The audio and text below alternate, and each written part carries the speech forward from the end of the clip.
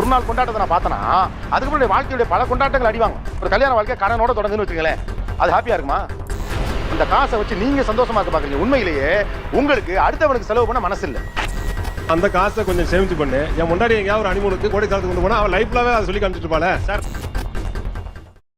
அனைவருக்கும் கோபிநாத்தின் அன்பு வணக்கம். என் இனிய பொன்மொழிகளே எல்லோருக்கும் வணக்கம். கல்யாணத்துக்கு இவ்வளவு எக்ஸ்பெண்டிச்சர் தேவையா அப்படின்னு ஒரு கேள்வி ஒரு பக்கம் இருக்கு. இன்னொரு பக்கம் கல்யாணங்கிறது லைஃப் டைம்ல நீங்க ஒரு தடவை பண்றீங்க, அதுல போய் ரொம்பலாம் கணக்கு வழக்கெல்லாம் பார்க்க கூடாது. அப்படி பாரு, சூப்பர் சீனரி. கிளினிக்கல் பட்ஜெட் இருக்குல்ல, உங்க கல்யாணத்துக்கு ஆன செலவு எவ்வளவு மொத்தமா? சார் 1,10,000 இது கல்யாண மாப்பிள்ளை பொண்ணு இந்த ட்ரெஸ் மட்டும் சொல்றீங்களா இல்ல அது மட்டும் தான். சொந்தக்காரங்களுக்கு இந்த உறவுகளுக்கு அதுக்கு அவங்களே எடுத்துட்டாங்க. அது அவங்க எடுத்துட்டாங்க, நம்ம அதுக்குள்ள போல. என்ன சிரிப்பு ராஸ்கல். உங்க திருமணத்துக்கு ஆன செலவு எவ்வளவு? 9,000 rupees சார். 9,000? ஆமா சார். 2001ல மேரேஜ் பண்ணேன் சார். ஓகே. ட்ரெஸ் ரெண்டு பேருக்கு ஆளுக்கு 500 தான் ஆச்சு. புடவை, வேஷ்டி சட்டை. 1000 ரூபாய்க்கு ட்ரெஸ்.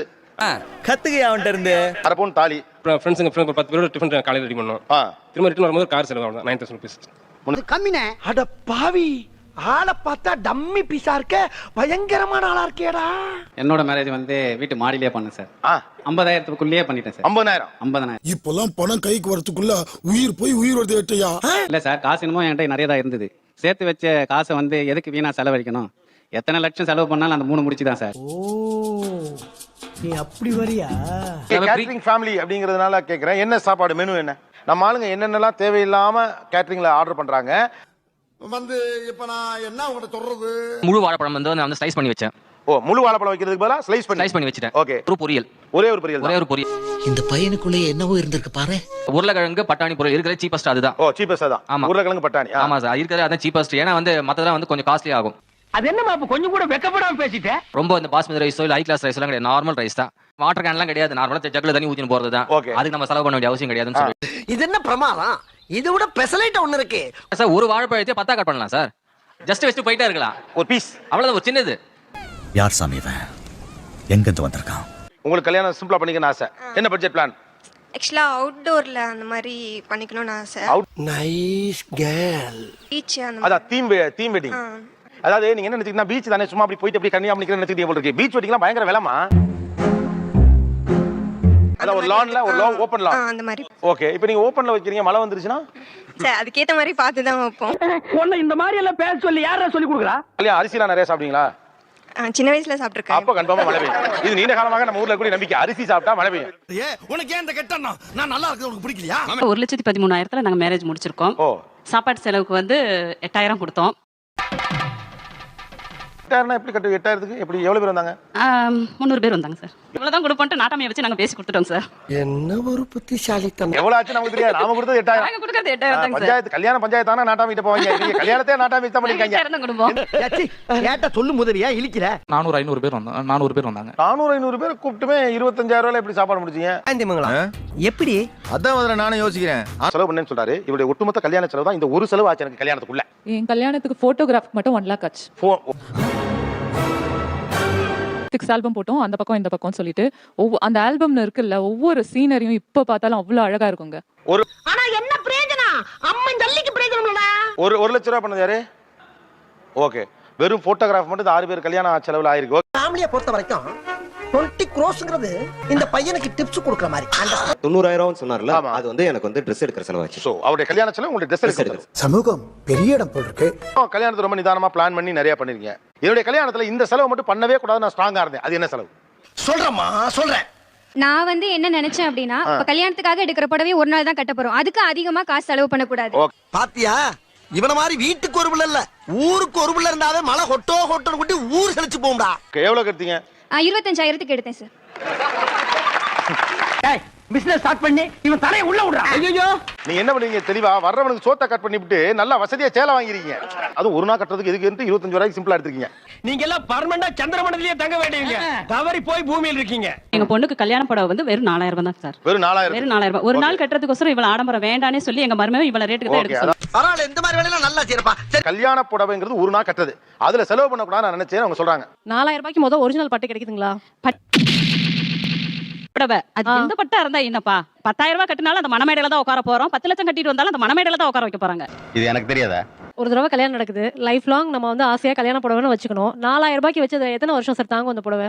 உங்களுக்கு விளக்கம் சொல்லி ஏன் ஓஞ்சிருவோம் போல இருக்க. அது போகாதுங்க சார், போகாதனால தானே சார் வாங்குறோம். நம்ம எடுக்க போறது ஒரு வாட்டி தான், அதனால எடுத்தா என்ன? இல்லை நீ என்ன விளக்கம் சொன்னாலும் அதை ஏற்றுக்கொள்ள என் மனம் மறுக்கின்றது. ஒரு வாட்டி தான் எடுக்கிறோம், ஏன் சேலையில காசு போடணும்னு கேக்குறேன். நான் 4000 ரூபாய்க்கு எடுத்தா எனக்கு அது சந்தோஷம் தான். நான் 40,000க்கு எடுத்து நான் கட்டணும்ன்றது இல்லையே. எந்த பால் போட்டாலும் கோல் போட்டுறானே. ஹீரோயினா நிக்க போறாங்க அந்த இடத்துல.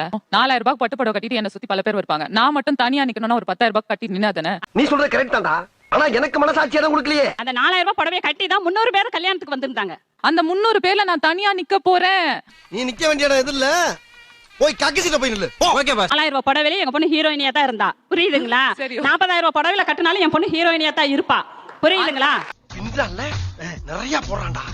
காசு இருந்துச்சுங்க சார், ஆனா வந்து எங்க பொண்ணுக்கு வந்து 4000 ரூபாய் தான். துணியில போய் காசு அவ்வளவு போட விரும்பலங்க சார். ஏன்டா போய் எமோஷன் ஆற நீ? ஏன் எமோஷன் ஆற நீ?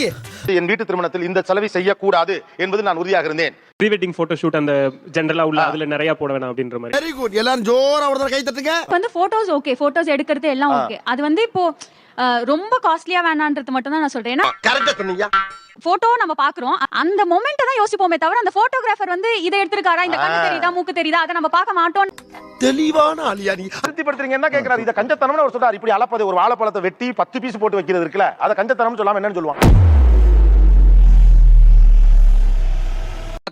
முந்திரி பருப்பு போட்டு வைக்கிறேன்னா அது எனக்கு போதும் சார். நீங்க வந்து வாழைப்பழத்திலேயே வந்து கணக்கு பாக்குறீங்க, இதுல எப்படி முந்திரி பருப்பு போடுவீங்க நீங்க? நீ கேட்ட ஒவ்வொரு கேள்வி என்ன செருப்பால அடிச்ச மாதிரி இருக்குடா. கொண்டாட்டம்ங்கிறது கொஞ்சம் கட்டுப்பாடுகள், ஐ மீன் ரொம்ப நெருக்கடிகள் அற்றதா கொண்டாட்டமே. அது எப்படி நீங்க லிமிட் பண்ணுவீங்கன்னு கேக்குறாங்க அவங்க. உங்க ஒப்படம் வந்து காசு கொடுப்பான். 8 லட்சம் 10 லட்சம் செலவு பண்ணி நாங்கள் கடனாளியாவோ இல்லை அவங்கள கல்யாணம் பண்ணிக்கிறவங்களை வந்து கடனாளியாவோ வச்சுக்க விரும்பல. பட் உங்க நேர்மை எனக்கு ரொம்ப பிடிச்சிருக்கு. ஒரு நாள் கொண்டாட்டத்தை நான் பார்த்தனா அதுக்கப்புறம் வாழ்க்கையுடைய பல கொண்டாட்டங்கள் அடிவாங்க. ஒரு கல்யாண வாழ்க்கை கடனோட தொடங்குன்னு வச்சுங்களேன், அது ஹாப்பியா இருக்குமா? சபாஷ் மாமா, இப்பதான் நீங்க ஒரு பெரிய மனுஷன் நிரூபிச்சிருக்கீங்க. எப்படி செலிப்ரேஷன் இருக்கும் அதுக்கப்புறம்? அப்படி கேளுங்க, அறிவு வரட்டும். கல்யாணம் முடிச்சதுக்கு அப்புறம் சம்பாரிச்சு அது சால்வ் பண்ணிக்கலாம் அந்த ப்ராப்ளத்தை. நான் ஏன் அப்படி ஒரு கடனோட என் வாழ்க்கையை தொடங்கணும்னு இவர் கேட்கிறார். வந்து இப்ப நான் என்ன உங்கள்கிட்ட சொல்றது? அந்த காசை கொஞ்சம் சேமிச்சு பண்ணு. என் முன்னாடி எங்கேயாவது ஒரு அனிமூனுக்கு கோடை காலத்துக்கு கொண்டு போனா அவன் லைஃப்லாவே அதை சொல்லி காமிச்சிட்டு இருப்பாளே சார். என்ன ஒரு புத்திசாலித்தனம். இதுதான் இங்கேருந்து முதல்ல நான் பார்த்துக்கிட்டே இருக்கேன். அந்த காசை வச்சு நீங்க சந்தோஷமா இருக்க பாக்குறீங்க. உண்மையிலேயே உங்களுக்கு அடுத்தவனுக்கு செலவு பண்ண மனசு இல்ல. கரெக்டா கட்டுப்பிட்டா. இந்த காசை வச்சுட்டு பொண்டாட்டி ஹனிமூன் கூட்டு போகணும்னு தோணுதுல, குடும்பங்கிறது அது இல்ல, கல்யாணங்கிறது சுற்றத்திற்கானது, உங்களுக்கானது மட்டும் இல்ல. சபாஷ். சொந்தக்காரனுக்கு சாப்பாட்டுல ஒரு வேளைக்கு 2 வேளைக்கு மேல ஒரு வேளை போட சொல்றீங்க. ஒரு வேளை போட்டாலும் வாழைப்பழத்தை கட் பண்ணி வைக்கிறீங்க. 250 பேரை கூப்பிட்டுப்பீங்க, 50 பேர் உட்காந்து சாப்பிட முடியும்னா 200 பேர் நிக்கணும். எவ்வளவு சங்கடமா இருக்கு தெரியுமா சாப்பாடுக்கு நிக்கிறது? குடும்பங்கிறத நீங்களும் உங்க பொண்டாட்டினே பாத்துட்டு இருக்கீங்க. இந்த மிச்சமான பணத்தை வேற என்னென்ன செய்யலாம்? ஹனிமூன் போகலாம், வேற என்ன பிளான்? ஐயோ பைபிள்ல ஏதோ பிளான் பண்ணுதே. ஒரு வண்டி வாங்கலாம் சார், கல்யாணத்துக்கு ஒரு வைஃபை கூட்டி போறதுக்காக. ஒரு கார் வாங்கலாம். அப்ப ஏன் காசை நான் இன்னொருத்தருக்கு கொடுக்க விருப்பப்படல. இவ்வளவுதான் இதுவே ஒன்லைன். கிரியாளா உடம்பு இரும்பாக்கிக்கடா, அடமலா ஆரம்பிச்சு வெளுத்து வாங்க போகுது. ஒரு நாள் பின்னால உங்க பொண்ணு கேக்குதுன்ட்டு 1.25 லட்சம் ரூபாய்க்கு பின்னால மலர் அலங்காரம் பண்றீங்க. That's completely just for your daughter. இன்னைக்கு கல்யாணத்துல பெரும் செலவு, அந்த புடவை கட்டி விடுறவங்க, மேக்கப் போட்டு விடுறவங்க, அந்த ஜுவல் உங்களுக்கு கொண்டாந்து கொடுக்குறவங்க. இதுக்கு உண்மை தமிழ் கல்யாணம் என்பது நான் முழுக்க சுற்றத்தை உறவு இதெல்லாம் பாக்குறேன் நீங்க சொன்னீங்கன்னா உண்மையாவே கல்யாண பத்திரிக்கை கொடுக்குற அளவே ரொம்ப குறைஞ்சிருச்சு சார். ஒத்துக்கிட மனசு இல்லனாலும் அதான் நேசம். ஒரு சிம்பிள் மேரேஜ் தான் பண்ணணும் அப்படின்னு ஏன் ஒரு முடிவுக்கு வந்தீங்க? சொல்றேன், மக்களுக்காக சொல்றேன். 21ல ஜாப் போறேன்னா இப்போ 21 to 24 இது வரைக்கும் நான் இப்போ ஏர்ன் பண்ணதெல்லாம் அது ஒண்ணுத்துக்கே ஸ்பெண்ட் பண்ணணும்னு சொல்றப்ப எனக்கு அது தேவையில்ல. ஆனா முட்டை போடுற கோழிக்கு தான் தெரியும் குண்டி வெளினா என்னன்னு. வேற எதுக்கான அது அந்த ஏர்னிங் சப்போர்ட் பண்ணும்போது வேணாம்னு தோணுச்சு. 3 ஆண்டுகள் கஷ்டப்பட்டு உழைச்ச பணத்தை ஒரு ஒன் டேல ஏன் ஸ்பெண்ட் பண்ணனும் உங்களுக்கு தோணுது? அவன் கஷ்டம் அவனுக்கு தெரியும். சிம்பிள் மேரேஜ் தான் பண்ணிக்கணும் முடிவு எடுத்தீங்க? இல்ல, சின்ன வயசுல இருந்து அப்பா கஷ்டப்பட்டு தான் பாத்துர்க்கேன். அதனால இதுல வந்து கண்டிப்பா செலவாகும் நிறைய. ஐயோ எப்படி வளர்த்திருக்காங்க. சோ அதனால கஷ்டப்படுத்த கூடாது அப்படின்னு சொல்லிட்டு நான் வந்து அடிஷனல் பர்டன் அப்பா கேட்ட விடாதீங்க. ஃபைன், ஒரே பொண்ணு. டேய் அந்த தங்கத்தை தூக்கினு வாங்கடா. அவங்களோட கான்ஃபிடன்ஸே இல்லாத மாதிரி இருக்கு சார். அவங்க வந்து அவங்க ஃபியூச்சரை ரன் பண்றதே ஒரு கான்ஃபிடன்ஸே இல்லைன்னா எதுக்கு கல்யாணமே பண்ணணும்? அந்த காசை மொத்தமா வச்சு உங்க ஃபியூச்சரை பாத்துக்கலாமே. அதெல்லாம் சொல்லக்கூடாது, அதெல்லாம் சொல்லக்கூடாது. ஏன் சொல்றடி? அதெல்லாம் நீ சொல்லக்கூடாது. நானே உழைச்சேன், அதனால தான் அந்த பாயிண்ட் ஹோல்ட் பண்ணிட்டே இருந்தேன். ஐ என்டாஸ் திஸ் கேர்ள் நான் என்ன ரீசன் இவங்க எல்லாம் ஏன் பயப்படுறாங்க? ஒரு காரணம் இருக்கு. என்னன்னு கேட்டா என்னவா இருக்கும்? இன்னைக்கு உங்கள மாதிரி அப்பாக்கள் கல்யாணம் பண்ணி கொடுக்குற ஜெனரேஷன்ல நாங்க இல்ல. எங்க கல்யாணத்தை நாங்க தான் பண்ணிக்கிறோம். சரியா? 3 வருஷம் சம்பாத்தியங்கிறது எவ்வளவு கஷ்டம்னு இந்த பொண்ணுக்கு தெரியும். நீங்க உங்க பொண்ணு இருக்க மெஜாரிட்டி அவங்க கல்யாணத்தை அவன் தான் பண்ணிக்கிறான். அப்ப அவன் செலவு கம்மியா தான் பண்ணுவான். சூப்பர் பொண்ணு கிடையாது. நாளைக்கு இந்த தம்பி வேலை போய் நின்னுட்டா உடனே அப்பாட்டெல்லாம் போய் எல்லாம் அழுதுட்டுலாம் இருக்க முடியாது. அப்படிங்கிற பட்சத்துல அவன் இறுக்கி தான் பிடிச்சுக்கணும் பாப்பான். பயப்பிடிச்சிட்டான். கல்யாண செலவு இன்னைக்கு இருக்க ஜெனரேஷனுடைய லைஃப் இன்செக்யூர் ஆக்குது. அதுக்காக அவங்க பயப்படுறாங்க. இந்த ரியாலிட்டியை நம்ம புரிஞ்சுக்க தான் வேணும். கரெக்டா சொன்னீங்க. ஆனா அவங்க இந்த அளவுக்கு அதை இன்செக்யூரா பாக்குறதுக்கான காரணம் கல்யாண செலவுங்கிறது ஒரு இன்செக்யூரிட்டி கிரியேட் பண்ணுது. ஏன்னா அது ஒரு மார்க்கெட்டா மாத்திரம். ஆமா 30,000 ரூபாய் மாசம் சம்பாதிக்கிறவங்க இருந்து 70,000 ரூபாய் மாசம் சம்பாதிக்கிற வரைக்கும் ஒரே மாதிரி தான் கல்யாணம் பண்ண வேண்டியது. ஆனா 40,000 ரூபாய் ஒரு மாசம் சம்பளம் வித்தியாசம் இருக்கு. ரைட்டா? சரியா பேசுறேன். ரொம்ப கரெக்ட் கரெக்ட். 1 லட்சம் ரூபாய் சம்பாதிக்கிறவன் 60,000 ரூபாய் சம்பாதிக்கிறவன் அதே மாதிரி ஒரு கல்யாணம் தான் இங்க பண்ண வேண்டியிருக்கு. ஏன்னா கல்யாண மார்க்கெட் அப்படி ஆக்கி வச்சிருக்கீங்க. இந்த நாடு எங்கேயா போகுது? எல்லாம் அங்கதான் சார் போயிட்டு இருக்குது. நம்ம முடிஞ்ச வரைக்கும் எளிமையா இருந்துகிட்டு நம்ம சுற்றத்துக்கு செய்ய வேண்டியது, அவங்களோட கனெக்டடா இருக்கிறதுக்கு செய்ய வேண்டியது, அதை செய்ய பாருங்க. தப்பு ஒண்ணு இல்ல. ரைட்டா? ரைட் விடு. மறக்காம சர்ப்ரைஸ் பண்ணுங்க. Thank you.